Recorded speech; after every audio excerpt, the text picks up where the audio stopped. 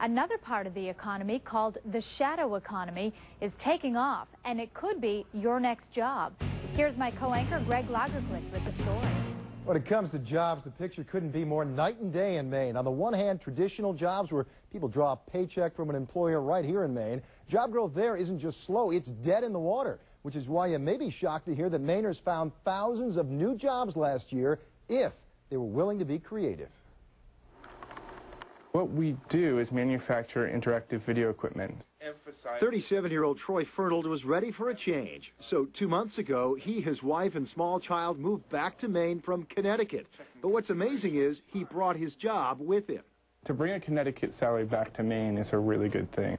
Troy is a network engineer and telecommuter. In fact, his company, VBrick, makes equipment that enables people to telecommute across video computer networks. He has clients across the country, all reached from his basement home office.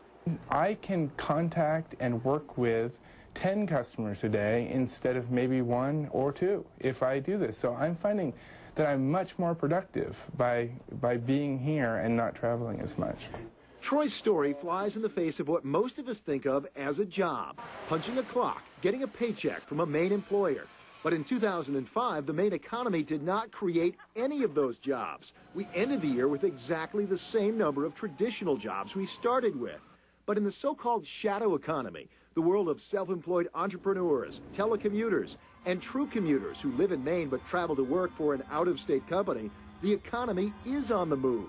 Maine gained a whopping 10,000 new jobs in those areas last year. That's right, 10,000. And that has Governor John Baldacci's attention. So you can do your work from here and be able to do it around the world and bring that money into this state. So I think that's where Maine is going to be seeing more and more development. Troy and his company could not agree more.